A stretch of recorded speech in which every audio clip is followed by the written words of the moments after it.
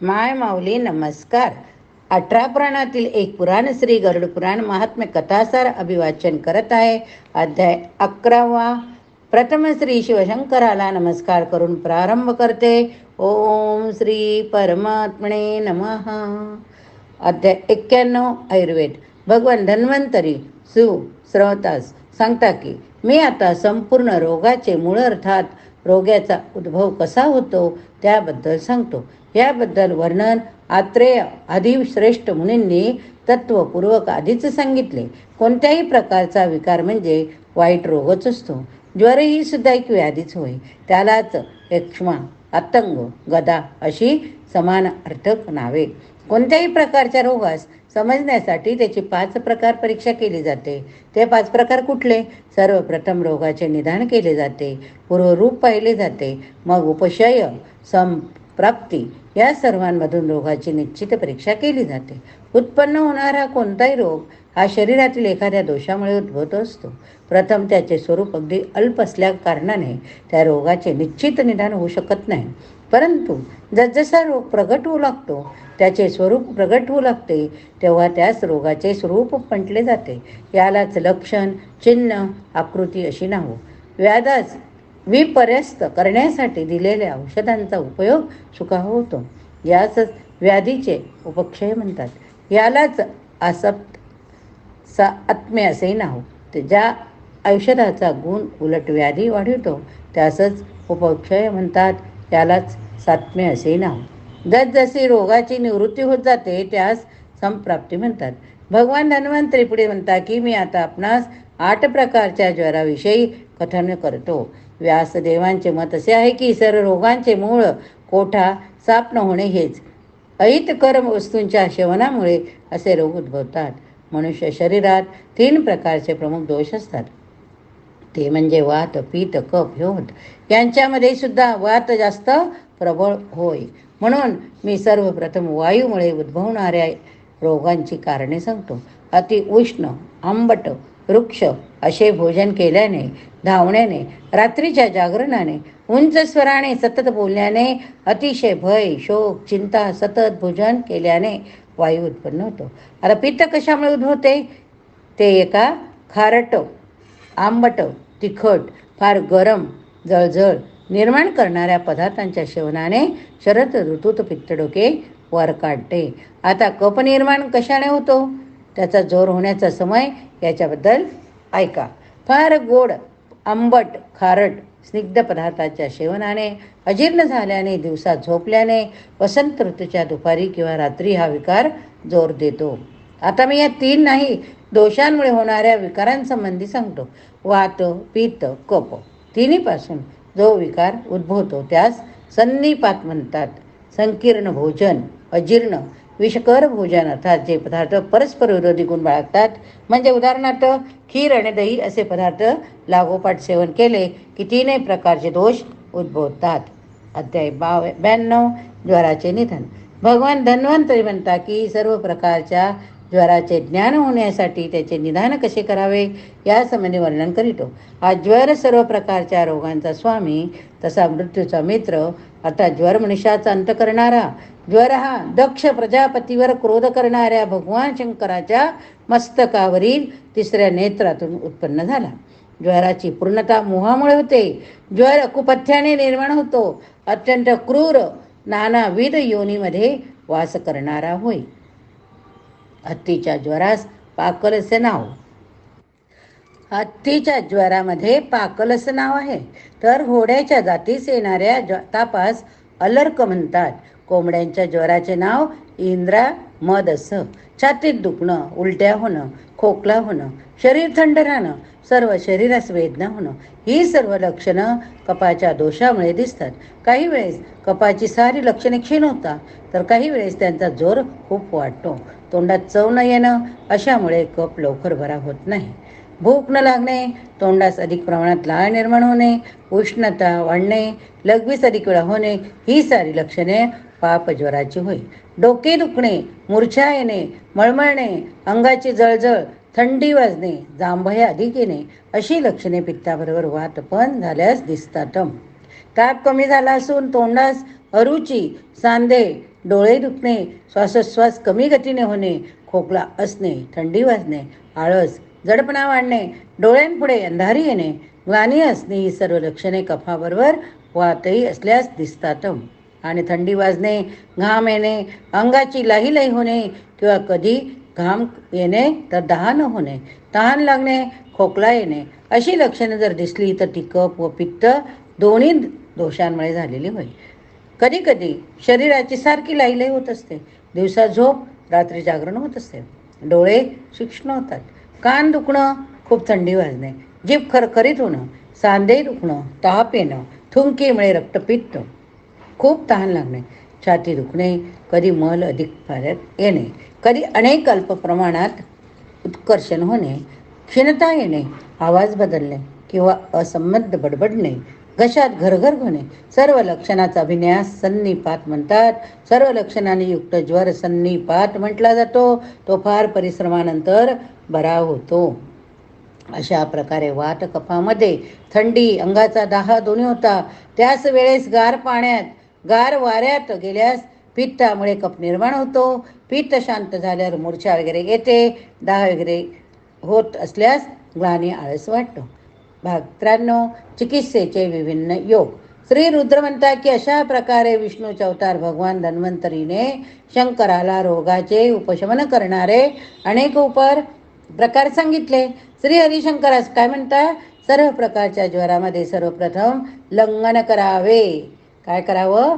उपवास करायचा, उकळलेले पाणी प्यावे, रोग्यात जेथे फार हवा येत नाही अशा ठिकाणी झोपवावे. यामुळे ज्वर पुष्कळसा बरा होतो. जर वातामुळे ज्वर उद्भवला असेल तर गवती चहा, सुंठ याचा काढा करून द्यावा, त्यामुळे ज्वर कमी होतो. पित्तदोषामुळे ज्वर आला असेल तर सुंठ, पित्त पापडा, नागर मोठा, नवीन खस, चंदन याचा काढा द्यावा.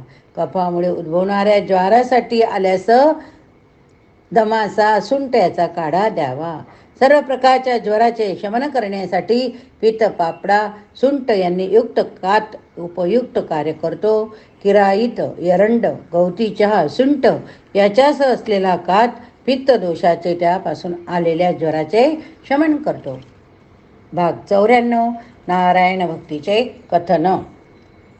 श्री सुत म्हणाले, जी व्यक्ती मुक्ती प्रदान करणाऱ्या, ज्यास आदी अंत नाही अशा प्रमुख वंदन करते, ती व्यक्ती तीनही लोकात वंदनीय होय. आंबट स्वरूप, अद्वैत, काय आनंदमय स्वरूप, अद्वैत, विज्ञानमय, सर्वत्र वास करणारे अशा विष्णूस मी भक्तिपूर्वक वंदन करतो.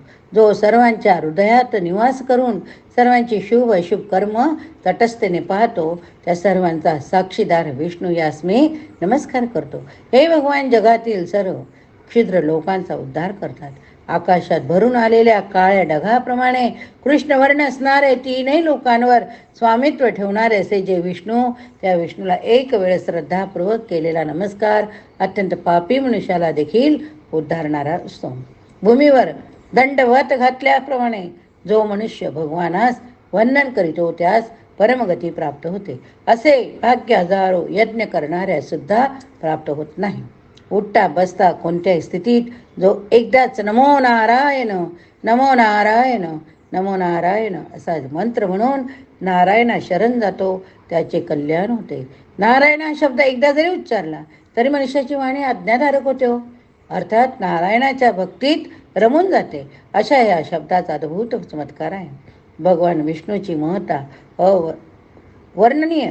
व्यासादी सर्व मुनिगण त्याची स्तुती करता करता थकून गेले, शेवटी निवृत्त झाले. स्वप्नात देखील जर सहनतेने भगवानाचे नाम उच्चारले गेले तर त्या व्यक्तीच्या पापाची रास नाश पावते. इतके भगवान नामाचे महत्त्व आहे. मग जो मनपूर्वक त्याचे स्मरण कीर्तन करील तर त्याचे महत्त्वपूर्ण वर्णन करायला नको, त्यास कधीच इमलोकी जावे लागत नाही. अशा परममंगलदायी भगवान विष्णूस वारंवार नमस्कार असो. ज्याप्रमाणे सूर्याचा उदय होताच अग्नीचा प्रकाश पडताच अंधार नष्ट होतो, त्याप्रमाणे भगवान हरीचे पुण्यस्मरण केल्याने पापाचा राशींचा क्षणात नाश होतो. भगवान हरीचे नामस्मरण करताना ज्यास कशाची जाणीव राहत नाही त्यास कधी मृत्यू नसतो, जो अजय असतो. भगवत नामाचे कीर्तन संसाररूपी सर्पदंशाचा नाश करणारे औषध. मनुष्य कृष्ण नामाचा जप करिता करिता मोक्षगती प्राप्त करतो. सत्ययुगात ध्यान केल्याने, त्रेतायुगात मंत्राचा जप केल्याने किंवा द्वापार युगात भगवानाची पूजा अर्चा केल्याने जे फळ प्राप्त होते तेच फळ कलियुगात सुद्धा भगवान केशवाच्या मंगलमय नावाचे स्मरण करतात कीर्तन केल्याने प्राप्त होते. ज्याच्या तोंडी सतत हरिनामाचा जप चालू असतो तो या संसाररूपी सागराला तारून विष्णुलोकी गमन करीतो. विज्ञान युगात सहस्रवादी दुष्कृत्यांनी ग्रासलेला परंतु शुद्धी किंवा मोक्षाची इच्छा धरणारा मानव भगवत नामाच्या प्रमादाने मोक्षगती प्राप्त करीतो. भगवान नारायणाच्या स्तुतीत तथा गुणसंकर्तन करण्यात जो मनुष्य निष्मग्न असतो त्यासपर्यंत परत या संसारात यावे लागत नाही. अध्याय 95 विष्णुपूजा आधीचे कथन बघूया. श्रीसूत म्हणतात, तीनही लोकांचा स्वामी भगवान हरी याची आराधना हीच या जगातील महत्वाची गोष्ट. जी व्यक्ती हरीस पुरुष सूक्त मंत्राद्वारे जल पुष्प अर्पण करते ती व्यक्ती हरीची प्रिय असते. परंतु जो मनुष्य भगवान विष्णूचे पूजन करीत नाही तो मनुष्य ब्रह्मघातकीच म्हटला पाहिजे. असा मनुष्य पापाचा भागीदार ठरतो. ज्याच्यामुळे सर्व भूतमात्राची उत्पत्ती होते, संपूर्ण ब्रह्मांडाचा ज्याच्यामुळे विस्तार झालेला अशा भगवान विष्णूचे जो स्मरण करीत नाही तो क्षुद्रसा कीटकच म्हटला पाहिजे. नरक लोकात यमयातना सहन करणाऱ्या मनुष्यास यमराज विचारतो की तू सर्व यातनाचा नाश करणाऱ्या केशवाची कधी आराधना केलीच नाही काय? भगवान केशव तितके दयाळू आहेत की पूजेच्या सर्व साहित्याचा अभाव असला तरी चालेल, केवळ जलाने त्याची श्रद्धापूर्वक भक्तिपूजा केली तरी देखील ते प्रसन्न होतात. आपली पूजा करणाऱ्या भक्तास आपलाच लोक प्राप्त करून देतात. इतक्या दयाळू अशा भगवान विष्णूची तो आराधना का केली नाही? पुढे यमराज काय म्हणता? 4 ही वर्ण आश्रम याचे शास्त्रोक्त ज्ञान असणाऱ्या विद्वानांकडून सुद्धा विष्णूची पूजा केली जाते. त्याची आराधना करण्याशिवाय त्यांना प्रसन्न करण्याचे दुसरे कोणतेच तंत्र नाही. यमदेव एक प्रश्न विचारते बघा. म्हणूनच आपण आपल्या जीवनात काय केलं पाहिजे याचा खरोखर विचार केला पाहिजे. अध्याय 96 विष्णू महात्म्याचे कथन. श्रीसूत म्हणतात, सर्व शास्त्राचे अवलोकन केल्यानंतर व वारंवार विचार केल्यानंतर एकच सिद्धांत निष्पन्न झाला की भगवान नारायणाचे सदैव स्मरण करायला पाहिजे. जो नारायणाचे अनन्य भावाने भक्ती स्मरण करतो त्यास दान, धर्म, तीर्थ, तपश्चर्या, यज्ञविधी करण्याचे काहीच कारण उरत नाही. 60,000 तीर्थस्थानी जाऊन केलेले नमस्कार देखील नारायणापुढे केलेल्या एका नमस्कारापेक्षा कमी महत्त्वाचे असतात. त्या नमस्काराचे महत्त्व तपश्चर्या किंवा कर्मकलाप यापेक्षा हरिनामाचे स्मरण अधिक महत्त्वपूर्ण असते. जी व्यक्ती पापकर्मामध्ये अनुरक्त झालेली असते त्याने हरीचे स्मरण करणे हेच प्रायश्चित्त असते. जर एखादी व्यक्ती पापकर्मात घडलेली असताना सुद्धा क्षणभराच्या नारायण ध्यानाने स्वर्गतीच जाऊन पोहोचते तर मग जी व्यक्ती अहर्निश नारायणाचे स्मरण करीत असते तिचे भाग्य वर्णन करावे तेवढे थोडेच होय. भगवान नारायणाचे ध्यान करणे हाच परमधर्म आहे. तसेच भगवानाचे ध्यान करणे हेच मोठे तप. ध्यान करणे हीच मोठी श्रद्धा. जगात ज्या गोष्टी दुर्लभ मनात आणून सुद्धा ज्या गोष्टी मनुष्य प्राप्त करू शकत नाही त्या वस्तू नारायण यातना न करता देखील देऊ करीतो. यज्ञामध्ये जर चुकून एखादी गोष्ट करायची राहिली तर केवळ नारायणाच्या स्मरणाने यज्ञ पूर्ण होतो असे वर्णन श्रुती करते. पापकर्मांना शोधण्यासाठी ध्यान हेच एक उत्तम साधन. समाधी लावून बसलेला योगी याच जन्मात मोक्ष मिळतो. कारण योगरूपी अग्नीच्या द्वारा तो आपल्या पापाचा केव्हाच दाह करून टाकतो. ज्याप्रमाणे अग्नीच्या ज्वाला घर जाळून टाकतात त्याचप्रमाणे विष्णूच्या ध्यानात मग्न असलेल्या योग्याचे पापहरी आधीच नष्ट करून टाकतो. ज्याप्रमाणे अग्नीच्या दाहामुळे सोने विशुद्ध होते त्याप्रमाणे वासुदेवाच्या संपर्काने मनुष्याचे मलयुक्त मन अर्थात वाईट मन चांगले होऊन जाते. जे पाप सहस्र वेळा गंगेत धुतल्याने वारंवार पुष्करणीत स्नान केल्याने क्षीण होत नाही तेच पाप हरीचे केवळ स्मरण केल्याने नष्ट होते. या दारुण कलियुगाचा दुष्ट पाखंड्याचा प्रभाव केशवाचे नाम घेणाऱ्या व्यक्तीवर कधीच होत नाही. तात्पर्य भगवंताचे सतत चिंतन करणाऱ्या भक्तांवर वाईट गोष्टी कधीच प्रभाव पाडू शकत नाही. तीच तिथी उत्तम आहे, तीच रात्र श्रेष्ठ, तोच चांगला योग ज्यावेळी श्रीहरीचे स्मरण केले जाते, आणि तोच सर्वात मोठी हानी, आणि तीच सर्वात मोठी हानी. तोच मूर्खपणा आहे की जी वेळ, जे क्षण वासुदेवाच्या चिंतनाशिवाय व्यतीत केले जातात, याशिवाय दुसरी कोणतीच मोठी हानी नाही. ज्याच्या हृदयात गोविंद विराजमान झालेले असतात, त्यास कलियुग सुद्धा सत्य युगासारखेच भासते. परंतु जो गोविंदाचे चिंतन करीत नाही, त्यास सत्ययुग सुद्धा कलियुगासारखे वाटते. ज्याच्या मुखी सतत भगवत नाम येत असते, त्याचे जीवन कृतार्थ झाल्याखेरीच असते. जप जाप्य होम हवन करण्यातच ज्याचे मन रममाण झालेले असते, त्याच्या चिंतनात भगवंताने दिलेले फलच विघ्न ठरते. अर्थात त्याच्या चिंतनात बघा बाधा निर्माण होते. भगवान गोविंद जेव्हा मनुष्याच्या हृदयात विराजमान झालेले असतात, तेव्हा मनुष्य पाप्यांना क्षमा करतात, मूर्खावर दया करतात दाखवतात, धर्मशील पुरुषावर प्रसन्न होतात, स्वर्ग आदी सर्व कर्म करताना प्रायचित्त भोगायला विशेष करून दुष्कार्याच्या वेळी भगवान नारायणाचे स्मरण करायला पाहिजे. जो मनुष्य श्याम वर्ण असलेल्या जनार्दनाचे सतत स्मरण करीत राहतो, त्याचा सर्वदा लाभ विजय होत असतो. पती गण किडे नारायणाचे चिंतन करतात, जे पतिगण किडे नारायणाचे चिंतन करतात, त्यांना क्षणात ऊर्ध्वगती प्राप्त होते. तर मग ज्ञानी माणूस जो सर्वदा हरिचिंतन करतो, त्याच्या कल्याणाविषयी शंकाच नको. भगवान वासुदेवाच्या चरणावर अनन्य भावे लीन झाले म्हणजे एखाद्या ढेरेदार वृक्षाच्या सावलीतच आनंद लाभतो, की जी अत्यंत शीतल असते. म्हणूनच अशा वासुदेव रूपी वृक्षांची सावली प्रत्येकाने मिळायलाच पाहिजे. भगवान मधुसूदनाचे सतत चिंतन केल्याने दुर्वास मुनींचा शाप, तसेच सचीचे पती जे इंद्रदेव यांना सुद्धा त्याचे राज्य नष्ट करायचे सामर्थ्य राहत नाही. सूर्यमंडळात स्थित असणारा कनकाच्या आसनावर आरूढ झालेला, सुवर्णाची कुंडली धारण करणारा, सुवर्णाप्रमाणेच सुंदर तनू असणारा, शंख चक्र गदा धारण करणारा अशा भगवान नारायणाचे ध्यान मनुष्याने सतत केले पाहिजे. त्याच्या ध्यानाव्यतिरिक्त या जगात दुसरी कोणतीच पवित्र गोष्ट नाही. या जगात माणसाचे मन नेहमी विषय वासनामध्ये आसक्त होत असते, परंतु तशीच आसक्ती जर भगवान नारायणाच्या चिंतनात लागली तर मनुष्य जन्म मरणाच्या फेऱ्यातून केव्हाच मुक्त होऊन जाईल. श्री सुत म्हणता, तीच ज्ञानदायी चर्चा जी मध्ये गोविंदाचे गुणकीर्तन होते, त्याच कथा उत्तम आहेत. ज्यात नारायणाच्या लीला वर्णन केल्यात तेच खरे कर्म होय, ते भगवंताच्या सेवेशी संबंधित आहे. तीच जिव्हा एवं वाणी सार्थक आहे, जी सदैव हरीचे स्तमन करीत असते. तेच हात श्रेष्ठ, ज्यांच्याकडून हरीची पूजा अर्चा होते. जे शिर नारायणापुढे नत होते, लीन होते, तेच श्रेष्ठ असते. मेरू अथवा मंदार पर्वतासारखे पापांचे डोंगर सुद्धा नारायणाच्या स्मरणाने नष्ट होतात. ज्याप्रमाणे सर्व राष्ट्राचा रक्षक राजा असतो, लहान मुलांचे रक्षक त्याचे माता पिता असतात, त्याप्रमाणे सर्वांचा रक्षक करता श्रीहरी आहे. तात्पर्य, भगवानास वंदन करणारे तीर्थस्वरूप असतात. भगवानाचा भक्त, मग तो क्षुद्र असो, विद्वान असो, पशु असो, सर्वजण समान दर्जाचे असतात. ज्याप्रमाणे वनवा लागलेल्या वनात हरिण आणि पशुगण निवास करीत नाहीत, त्याप्रमाणे योगाभ्यास करणारी व्यक्ती पापांना कधीच धारा देत नाही. ज्या मनुष्यात जितका भगवानावर विश्वास असतो, तेवढे त्यास सिद्धी प्राप्त होत असते. म्हणूनच दमघोषाचा पुत्र शिशुपाल विद्वेष करून सुद्धा श्रीकृष्णाच्या चिंतनाने मोक्षपदास गेला. अध्याय 97 नृसिंहाचे स्तोत्र.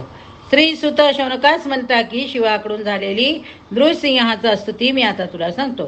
सर्व मातृगणांनी भगवान शंकरास विचारले की हे भगवान आपण आज्ञा दिली तर आम्ही देव दानव मनुष्य यांनी युक्त असलेल्या संपूर्ण विश्वाचा नाश करून टाकतो. तेव्हा शंकर म्हणाले की नाही नाही नाही नाही, आपणा सर्वांकडून या प्रजेचे रक्षण व्हायला पाहिजे. तेव्हा तुम्ही आपल्या मनातून जो द्वेष दुष्ट विचार काढून टाका. परंतु भगवान शंकराचे न ऐकता मातृगुणाने विश्वासाचा नाश करणाऱ्यास प्रारंभ केला. तेव्हा शंकराने नृसिंह रूप देवाचे ध्यान केले. त्या नृसिंहाच्या रूपाचे वर्णन असे केले जाते की जो आधी आणि अंतापासून रहित आहे, जो सर्व प्राणी मात्राच उत्पत्तीस्थान आहे, विजेप्रमाणे ज्याची जिव्हा तेजोमय अशा अद्भुत दिव्य भगवन ध्यान शंकराने केले. तेव्हा इतर देवांना दुर्लभ असणारे नाचे दर्शन नृसिंहाने त्यास दिले. श्री शंकराने त्यांना नमन केले. म्हटले की हे जगाचे स्वामी, आपण हिरण्यकशिपूचा नाश करणारे, रुद्रशक्ती असलेले, मेधाप्रमाणे गर्जना करणारे, कोटी सूर्याच्या तेजाप्रमाणे प्रकाशमान दिव्यात अंधक दिव्याचा विनाश करण्यासाठी ज्या मातृगणाचे मी सृजन केले, तेच आता माझी अवज्ञा करून प्रजेचे छळन करीत आहेत. एकदा त्याचे सृजन केल्यावर त्याचाच नाश करणे मला पटत नाही. त्या नृसिंहरूप श्रीहरीने असुरगण, रौद्रगण, मातृगण या सर्वांचा नाश करून जगाचे कल्याण केले. आपण लुप्त झाले. या नृसिंह स्तोत्राचे जो मनुष्य इंद्रियांवर ताबा ठेवून नित्य पठण करीतो, त्याचे सर्व मनोरथ सिद्धीस जाते. सूर्याप्रमाणे नेत्र असणाऱ्या, जळत्या अग्नीप्रमाणे मुख असणाऱ्या अशा नृसिंह भगवानास मी नमस्कार करीतो. त्याला जप केल्याने सर्व दुःख नष्ट होतात. या ठिकाणी हा भाग संपला. पुढील भागात आपण कुलामृताचे स्तोत्र बघूया. हरये नमः. प्रथम पुराणां सर्वशास्त्राणां प्रथमं ब्रह्मणा स्मृतं उत्तमं सर्वलोकानां सर्वज्ञानोपपादकम्.